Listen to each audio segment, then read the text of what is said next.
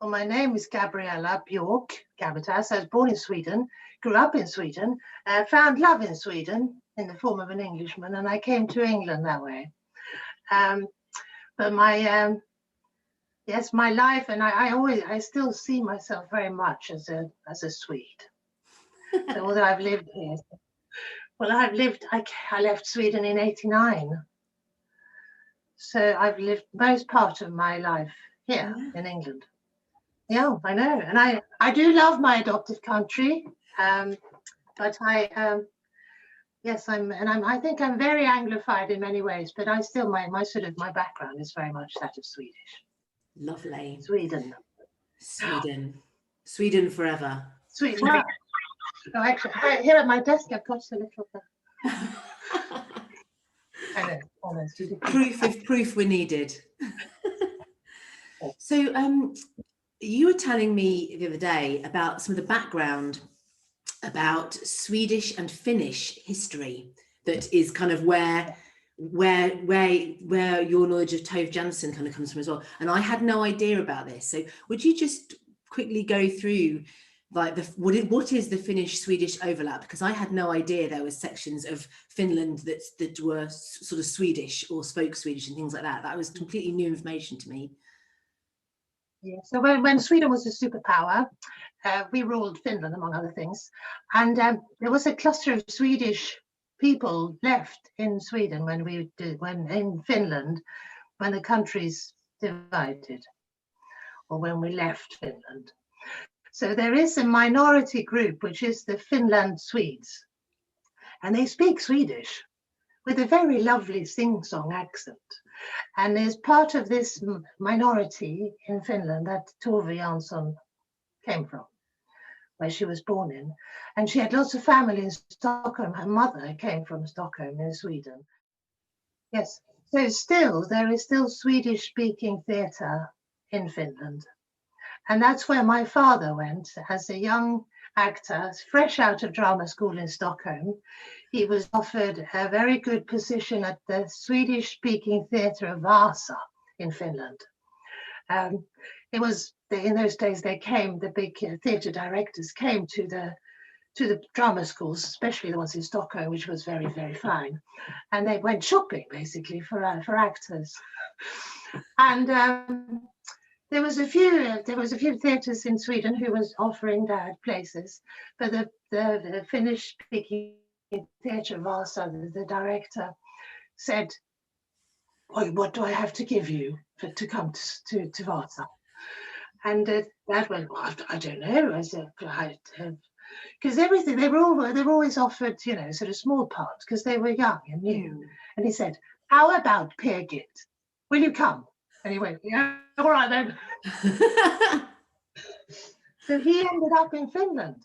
My dad. Amazing. And how did that link him to Tove Jansson and then to your memories of her? How did they, because Peer Gynt seems one world and Tove and Moomin seems another. What happened? Yes. So, well, Tove, after she wrote Moomin, she met the director. So that was the first female love of Tove's, I believe. And she was the theatre director, and they decided that they were going to do Moomin on stage. And it came up they played, obviously, because Tove was Swedish speaking. But as I understand, her Finnish was not very good. So this went up on the Swedish speaking theatre. And they must have met there, my dad and Tove. The thing is, I lost my dad in 2000 and my mother in 2004. I've tried to Google it, but I mean, it's not. There's nothing, no written evidence. But I do remember as a child going to see Moomin on stage, and it might have been TV, because they've direct film TV in those days. We're talking 70s now, maybe late 60s. And the initial Moomin play in Finland was a flop. So they decided to take it to Stockholm. So, well, forget about Finland, let's take it on tour. And they went to Stockholm, and it was a huge success, huge.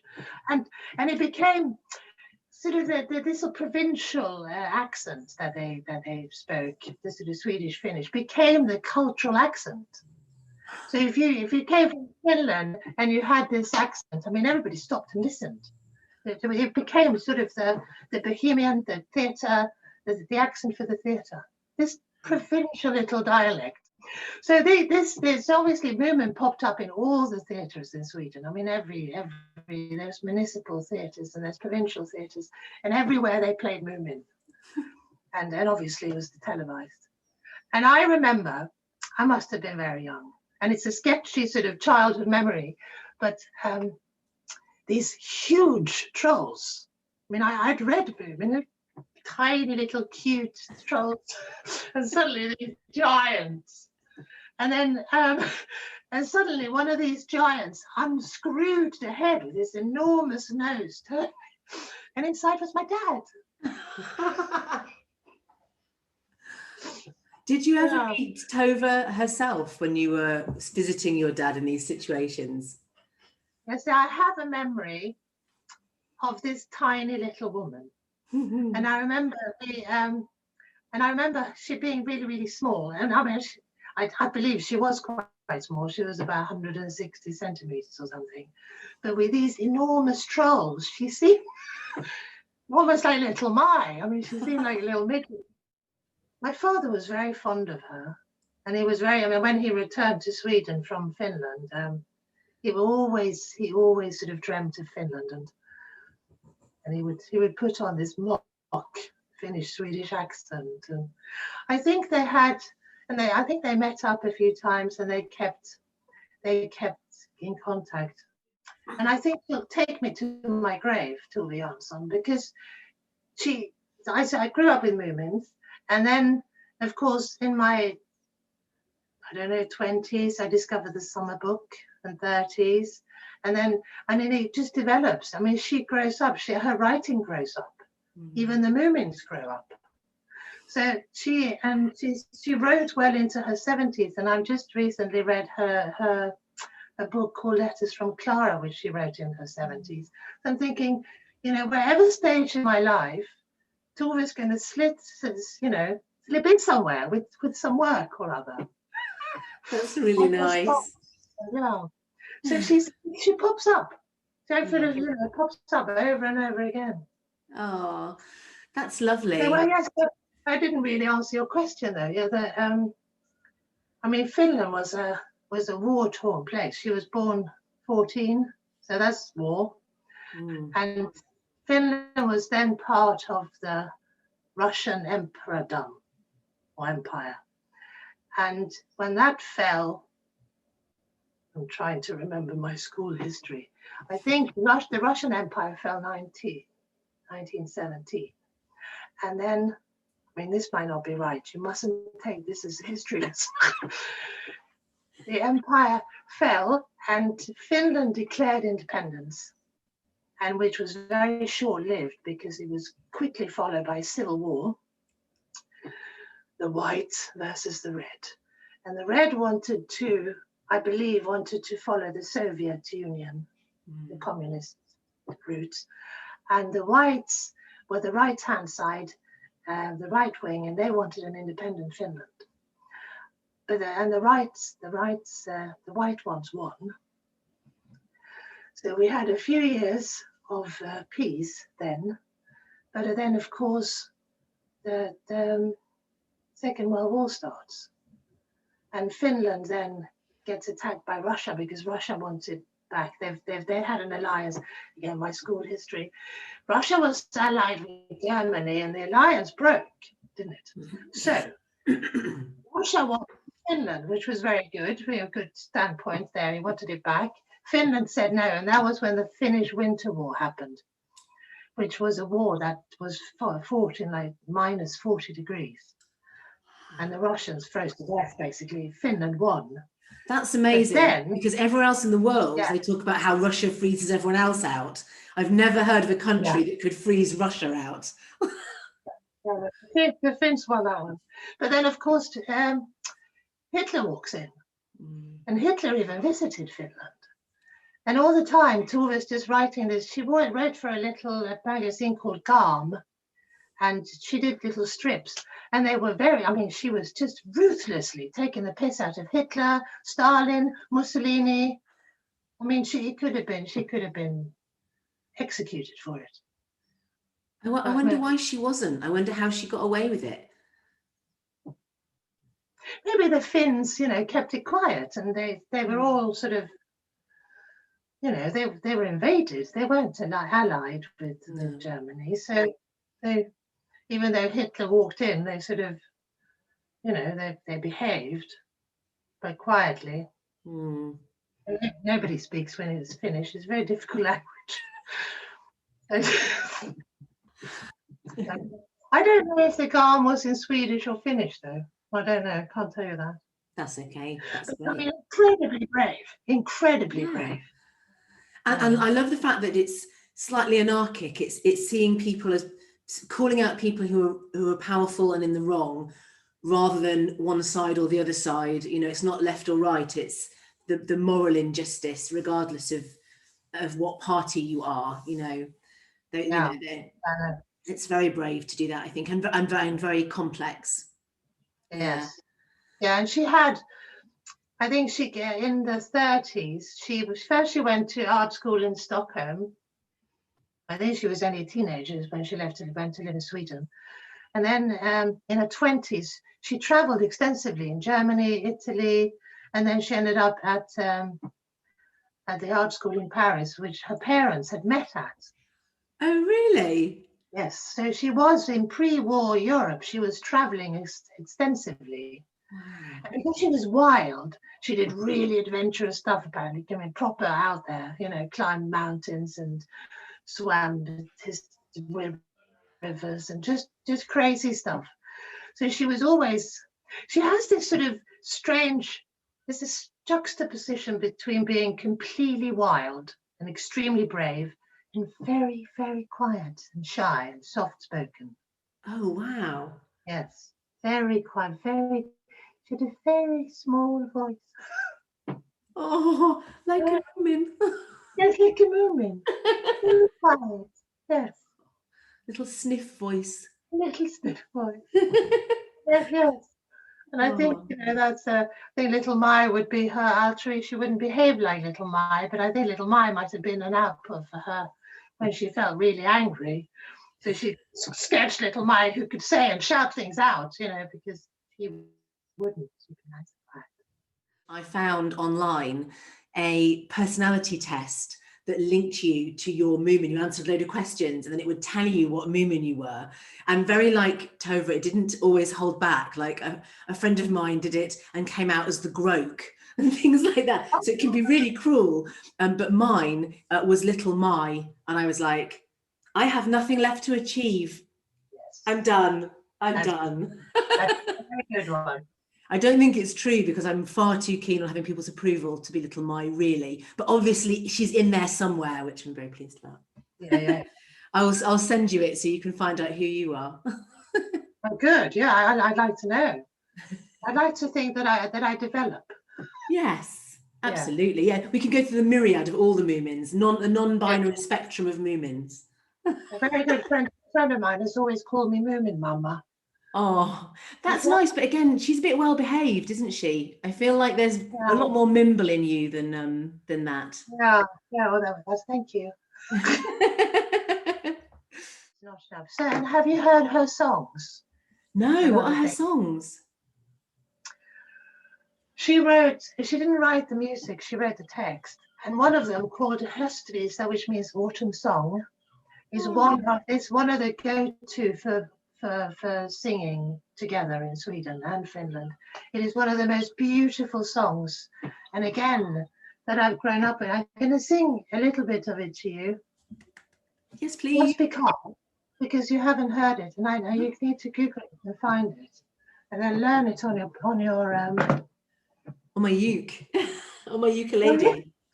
I was going to call it balalaika, but it's not. I'm not clever enough to play a balalaika. That's way beyond my pay grade. Yeah, no, Tuva's father played it balalaika, apparently. Oh, nice. But yeah, it's very difficult. So it goes like this. I'll only sing the first verse. I'll see if I can. Vägen hem var mycket lång och ingen har jag mött. Nu blir kvällarna kyliga och sena. Kom trösta mig en smula, för nu är jag ganska trött. Och med en så förfärligt alena. Jag märkte aldrig förut att mörkret är så stort. Går och tänker på allt det där man borde. Det finns så många saker jag skulle sagt och gjort. Och det är så väldigt lite jag gjorde. Skynda dig älskade, skynda att älska. Dagarna mörkna minut för minut. Tänd våra ljus, det är nära till natten. Snart är den korta sommaren slut. That's the first. It's really, and what she says is the road home is very, very long, and I've not met anyone. And now the evenings are getting cold and late. Come comfort me a little bit, because I'm very tired and suddenly so very alone. I never noticed before that the darkness is so big. I go around thinking of all that one should have done. There are so many things I should have said and done, and so very little I accomplished. And then the refrain is, hurry, beloved, hurry to love. The days, they go darker minute by minute. Light our candles, it's close to the night. Soon the flowering summer is over. That's lovely. I know, and it's been interpreted by everyone. I mean, there must be like 100 recordings of this. And every time you go to a party, or people get a bit pissed, and the balalaika comes out. Everybody sings the autumn song. That's really lovely. Thank you so much for that. That is beautiful. Wow. It's a really lovely melody, isn't it? Yeah, it's really lovely. And the sentiments.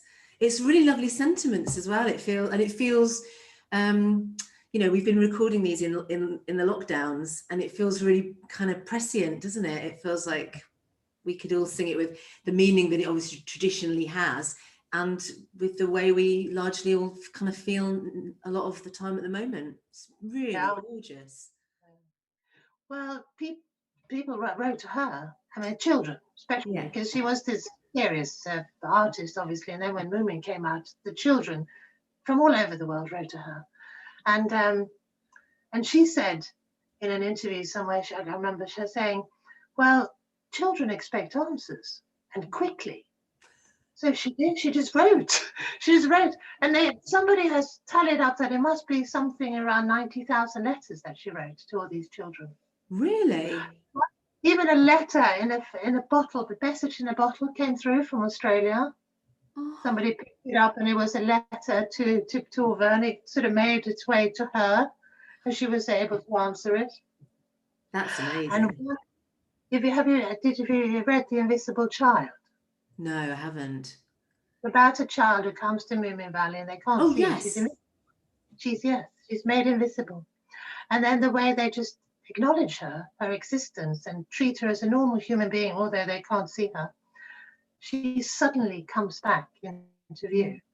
And then she got, after that was published, she got a letter from a girl on a big piece of paper with tiny, tiny, tiny writing on it. And it said, "Thank you for making me visible again." Oh my God, that's lovely. I know. Oh, clever Tove. That's so nice. Well. Ooh. Wow. And she answered every letter anybody That's wrote. Amazing. Yeah, that's lovely. What a woman. And she always saw herself as an artist, as a painter. All the other stuff was like, well, and in the middle of the war, the reason she wrote Moomin was because the war was raging, and she said the colors, extinguished for her. She tried to paint, but there was no colours. She was very depressed.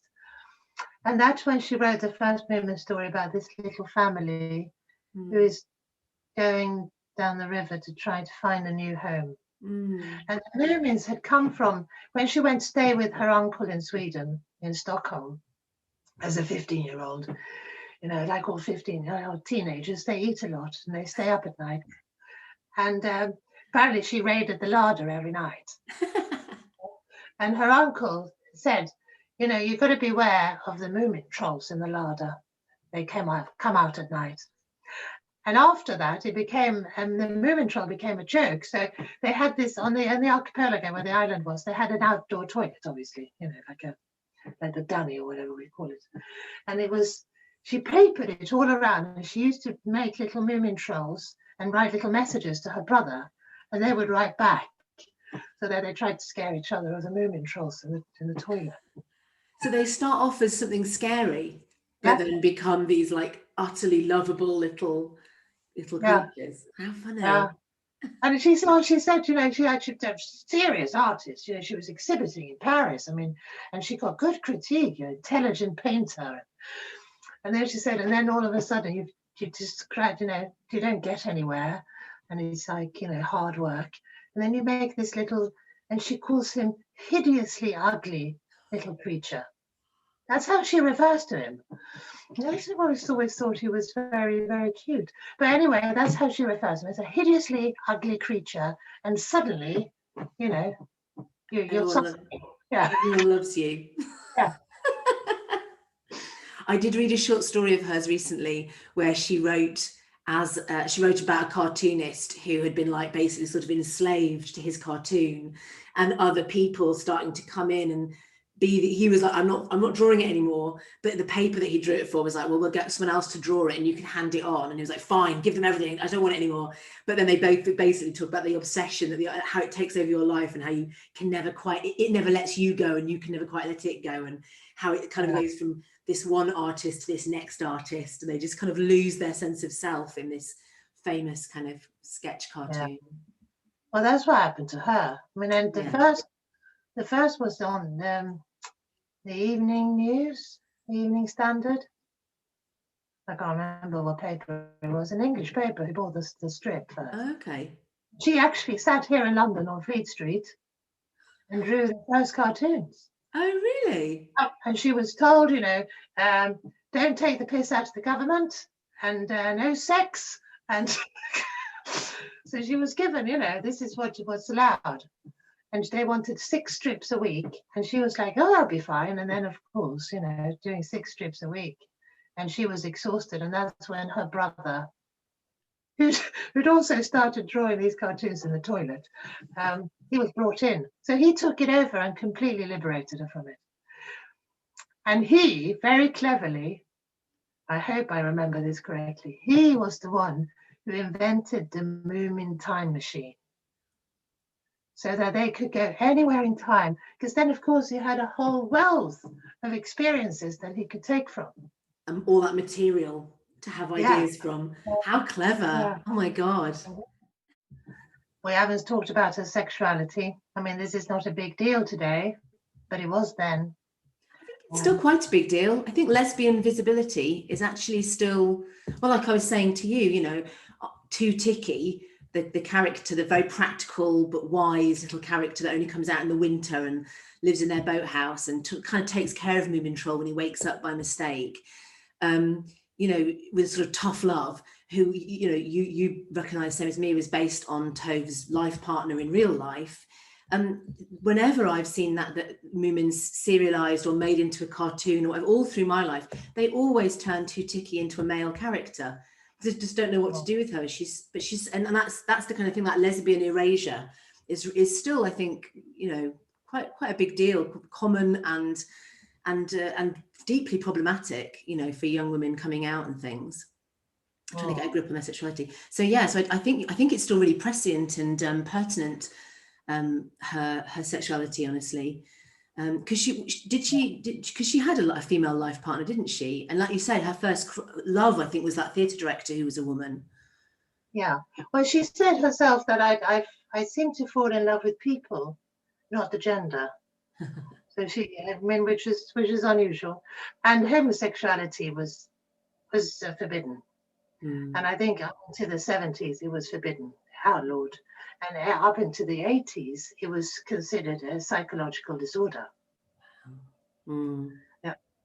So for her to just go, I don't care about that. But she's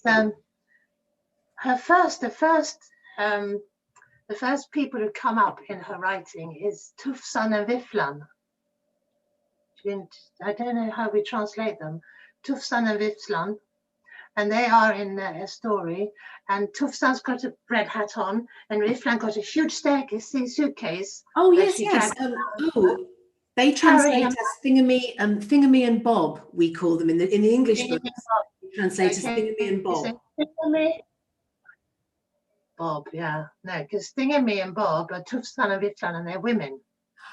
So again, they erase this. That's another partnership that's been erased in the translation again. That's really interesting. Yeah, and Viflan, who is Bob, then drags around this giant suitcase, and in this giant suitcase is a big secret. Yes, yes, right. Yeah. And when they're a couple. I think when they actually open the suitcase in the story, the secret is very beautiful, isn't it? It's a treasure. So they have this whole build up of this secret thing that mustn't be shared, and only those two of them know it. But then actually, when they do carefully share it with, I think, Moomin Troll, it's a beautiful jewel, isn't it? Yeah. They've stolen off a sort of patriarchal figure. So you could pull this thread for a while because they've stolen this kind of powerful male. Interesting. Yeah. Again, with her partner was called Tuliki.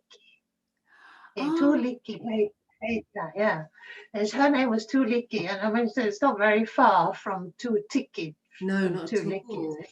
Really close. So, and she comes up when she writes, because they sleep in the winter, don't they, Moomins? Yeah, they hibernate. Suddenly, women, yeah, exactly, hibernate. That's the word. I've gone completely Swedish now. I've forgotten my language.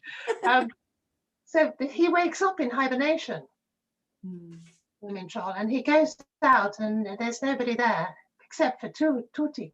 Yeah. And Tutiki knows everything about the winter. And this is the discovery of a completely different world, I think, for Tove as well. You could sort of say maybe she was the Moomin Troll who's suddenly in this completely new, unknown world. And Tutiki is there to guide her through it. That's I mean, they were like that. Yeah. And then very, very late, I mean, everybody knew they were a couple. And there was a presidential ball. Finland has a president. And all the dignitaries came. And they all had their wives and husbands. And even wives and husbands who weren't dignitaries, who were just partners, the presenters knew all their names. And then Tove is announced as the creator of the Moomins. Tove has arrived. Arm in arm with Tuliki, not a mention. Really? They do not say her name at all.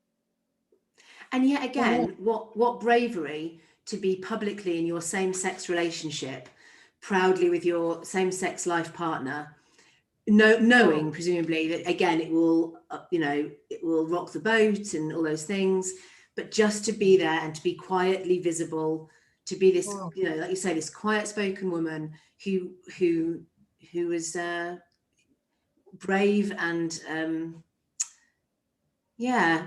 integral. I suppose it's a sense of integrity one gets from her, isn't there? I made no big affair about it. I mean, there was no protest or anything. It was just, I am who I am, and take it or leave it. I exist. Yeah. She did not like fame at all. She said fame was like a carousel.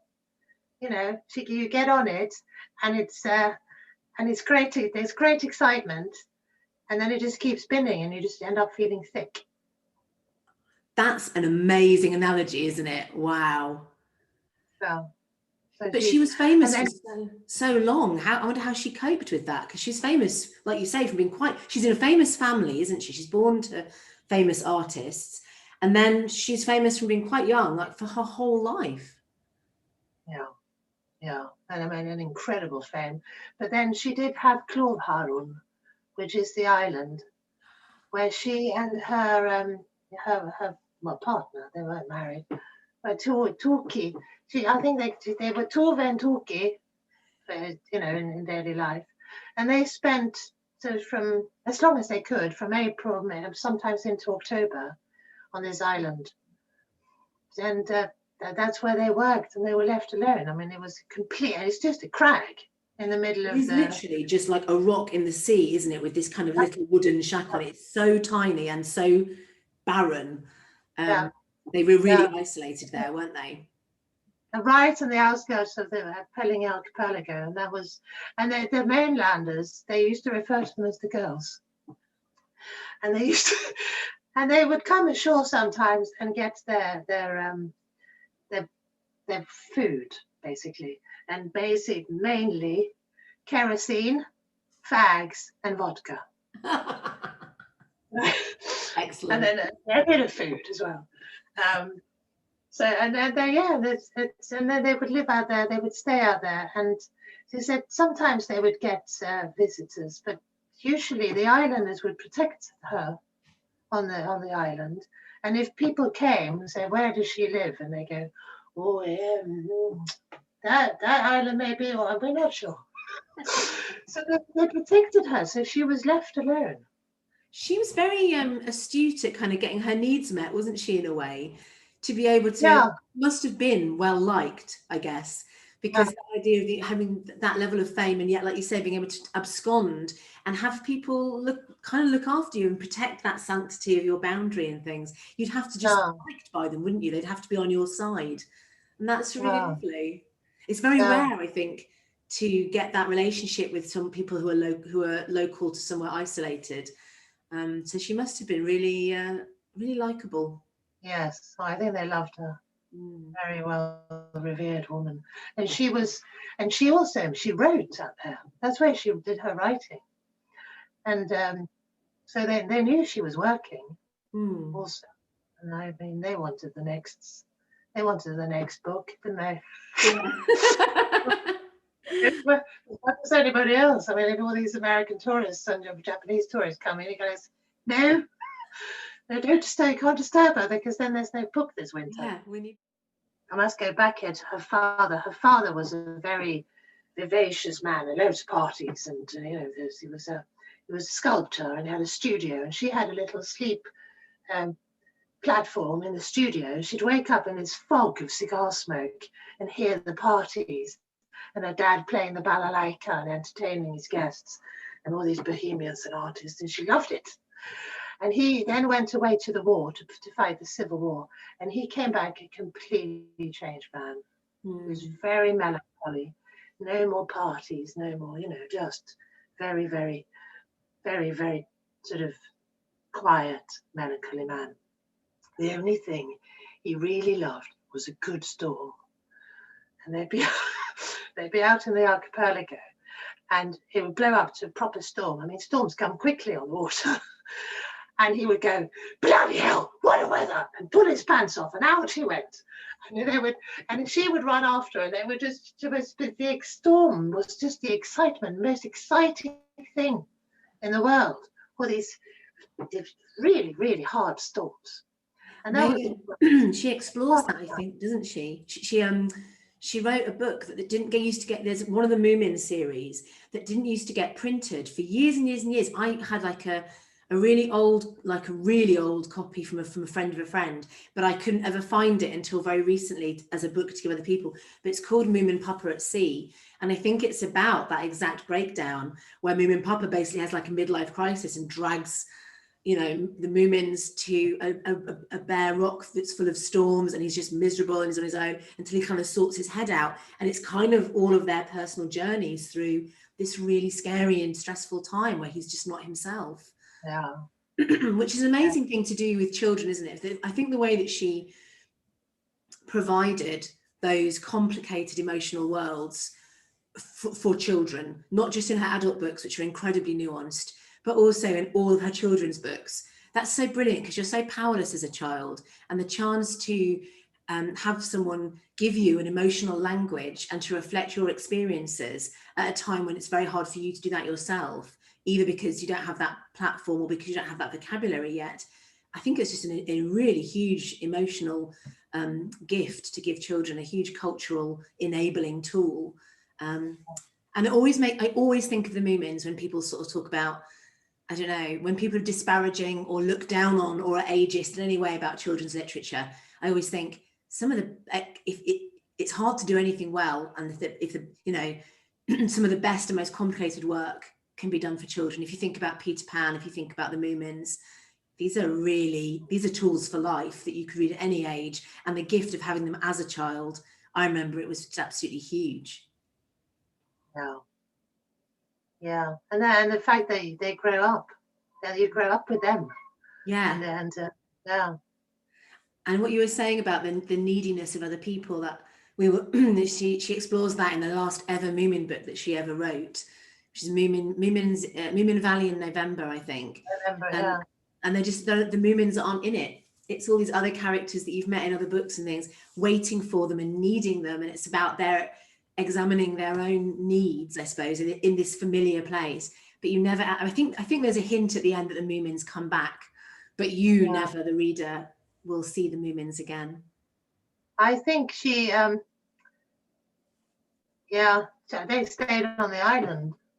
They went to the island where their father took them on the Moomin Papa at sea, and I think she said about it that to bring them back would be dishonorable. Really? It'd be cruelty to bring them back to the valley, because they were now on the island and they liked the island and they wanted to stay on the island. Gosh. So, yeah, and when it came out, people were furious. Yeah, I mean, they weren't happy at all, but they also loved the book. It's a beautiful book. Yeah.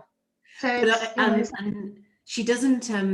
That's really interesting, because she treads a really fine line in that last book, because I think you could read it either way. My memory of it is that there's this kind of hint that they all kind of rush out at the end because someone is coming back to the valley, but she never reveals who it is. So I guess if you want it to be the Moomins, you can imagine that if you want, can't you? And I guess if you know that the island is where they should be, then you don't bring them back in your mind. Yeah. Wow. Yeah.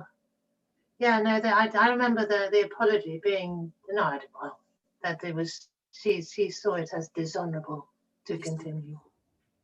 I think that again, that's about that integrity, isn't it? That you are just, if you aren't honest about yourself and your emotions and who you really are, you have been dishonorable. And I think that streak of integrity that goes through all of her adult and children's work. It's all about who's duplicitous and who is integral and who's striving to know themselves better and who's avoiding themselves. It feels like a lot of her stuff explores that, the conscious and the unconscious games we play with ourselves and others, I suppose. I've got what she says here, I got the letters from Clara. Oh, yes. Yeah, and she says on the back here, I love this short story, concentrated and united around a single idea. There must be nothing unnecessary in it. One must be able to hold the tale enclosed in one's hand. Oh, that's lovely, isn't it? How she writes, yeah. Very nice summation. Yeah.